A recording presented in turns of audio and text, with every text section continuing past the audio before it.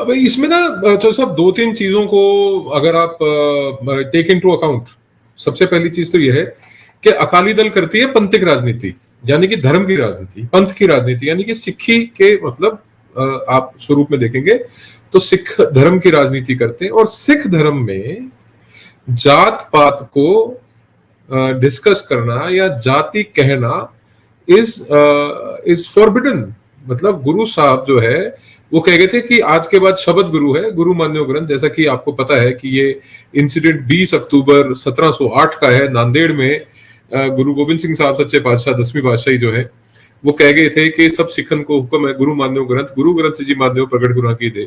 तो जब गुरु ग्रंथ साहब ही लिविंग गुरु है, शब्द ही गुरु है, और महाराज की बाणी में लिखा हुआ है कि जात पात के ऊपर आपने चर्चा नहीं करनी, और फिर ये एक राजनीतिक तौर पे पॉलिटिकली स्पीकिंग ये एक गठजोड़ करते हैं एक ऐसी पार्टी के साथ जिसमें ये डिक्लेयर करते हैं कि अगर हम सत्ता में आएंगे तो डेप्यूटी सीएम एक दलित बनेगा। अच्छा, इसके अंदर एक दिलचस्प चीज और है, ये नहीं कहते कि बीएसपी का दलित बनेगा, इनका कहना है कि दलित बनेगा। कहीं पे भी ये डिक्लेरेशन नहीं है। अगर आप इसको गौर से देखेंगे, अगर आप इसको ऑब्जर्व करेंगे तो यू विल फाइंड कि ये कहीं पे प्रॉमिस नहीं है कि बहुजन समाजवादी पार्टी का कोई विधायक डिप्टी सीएम बनेगा तो दलित होगा।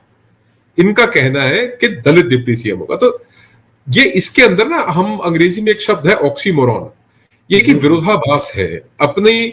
या तो आप पंथिक राजनीति कर रहे हैं, या आप विशुद्ध रूप से राजनीति कर रहे हैं, या आप सिख धर्म की राजनीति कर रहे हैं, या फिर आप बिल्कुल सिख धर्म के या गुरुओं की जो मैसेज है, जो उनकी बाणी है, जो उनके वचन है, जो उनके उपदेश है, जो उनके आदेश है, उनके विरुद्ध जाके आप काम कर रहे हैं। तो इन दोनों चीजों को पहले आपको सामने रखना पड़ेगा और आपको ये सवाल करना पड़ेगा कि भाई आप 25 साल बाद पुनः जुड़े और आपने अब ये शगुफा छोड़ा है कि दलित और डिप्टी सीएम बनेगा।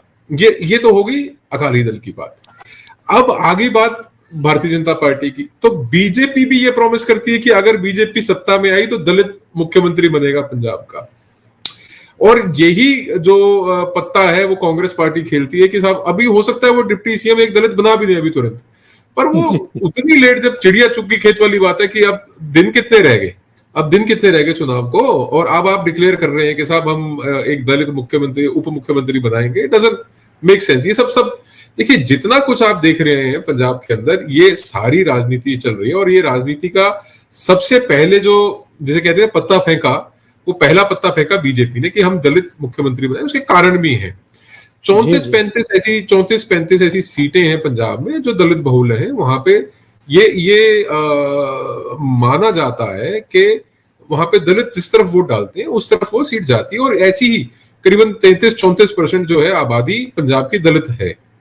तो ये दलित वोट को साधने का जो प्रयास किया जा रहा है तीनों तरफ से, तो ये उसका एक हिस्सा है। अब आपने पूछा लाभ और हानि क्या होगी दलित को, तो ये अकाली दल क्या कर रहा है कि दलित को they are using Dalit as a vehicle, एक वो अपनी गाड़ी की तरह उनको इस्तेमाल कर रहे हैं कि हम उसके ऊपर चढ़ के और हम सत्ता तक पहुंच जाए, सत्ता तक हम अपना हिस्सा बना ले।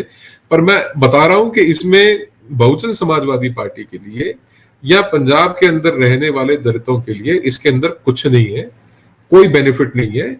ये विशुद्ध रूप से अकाली दल अपने लाभ के लिए कर रही है। और मैं आपको एक बड़ी दिलचस्प बात बताऊं, मैंने एक ट्वीट किया था थोड़े दिन पहले कि अकाली दल जो है वो काडर चोर है। काडर का मतलब होता है कार्यकर्ता, जो आपके धरातल के ऊपर काडर होता है। ये लोग काडर चोर है। अकाली दल ने जब तक वो बीजेपी के साथ जुड़ा रहा, अकाली दल ने कभी भी बीजेपी को भारतीय जनता पार्टी नहीं बनने दिया, उसको बादल जनता पार्टी बना के रखा। कोई नेतृत्व तो कभी आगे नहीं आने दिया किसी भी धर्म से या जात से। कोई आप मुझे एक बड़ा नेता बता दें जो प्रकाश सिंह बादल या अकाली दल, श्रोमणी अकाली दल बादल के नेतृत्व में या उनके शासनकाल में कोई इतना बड़ा हो गया हो। हाँ, इन्होंने ये चीज जरूर सुनिश्चित करी कि बीजेपी किसी तरीके से भी पंजाब के अंदर जो सिख वोट बैंक है, जट सिख वोट बैंक है, या कोई भी आप उसको पैमाने में ले लीजिए, वहां पे ये अपना नेतृत्व ना खड़ा कर पाए। किसी को नोबडी टू बिग, किसी को इतना बड़ा नहीं होने दिया कि वो प्रकाश सिंह बादल या उनके परिवार के लिए या विद इन हिज पार्टी, मतलब बेसिकली परिवार के लिए कोई चैलेंज ना बन जाए आने वाले वक्त में। उन्होंने अपने सगे भाई को कभी राजनीति में आगे नहीं आने दिया, उन्होंने अपने रिश्तेदारों को कभी आगे नहीं आने दिया। और प्रकाश सिंह बादल साहब का एक कहना होता है वो कानून शरीक खड़े कर दियो, क्योंकि आप क्यों मतलब रिश्तेदारों में आप कंपटीशन में ऐसा खड़ा कर दो जो कल को तुम्हारा कोई खा जाए। तो ये इनकी एक मानसिकता है। और मैं, यकीन मानिए, मैं इस बात को मैं आपको वाज़ेह तौर पर बताना चाहता हूं कि जो मेरे पास सूचना आ रही है, जो मुझे बताया जा रहा है कि हो सकता है कि एक दलित महिला को डिप्टी सीएम बनाने का काम अभी कांग्रेस पार्टी करे, ये ऐसा अभी चल रहा है। पर इसमें सबसे महत्वपूर्ण चीज है कि बीजेपी के लिए खोने के लिए कुछ नहीं है। मतलब जिस स्थिति पे वो आज है, they have got nothing to lose. यहां से मतलब आप गेन नहीं कर सकते हैं, आप लूज नहीं कर सकते। और बहुजन समाजवादी पार्टी के लिए भी इसमें there is nothing to gain. Eventually जब ये जोड़ के रहेंगे तो ये देखेंगे कि इनका जो काडर है, दलित वोट बैंक है, या जो दलित छोटे बड़े नेता हैं जो कहीं पे भी वोट रखते हैं, उन सबको ये अपने साथ लपेट के और ये जोड़ लेंगे और धीरे धीरे ये काडर खत्म कर देंगे।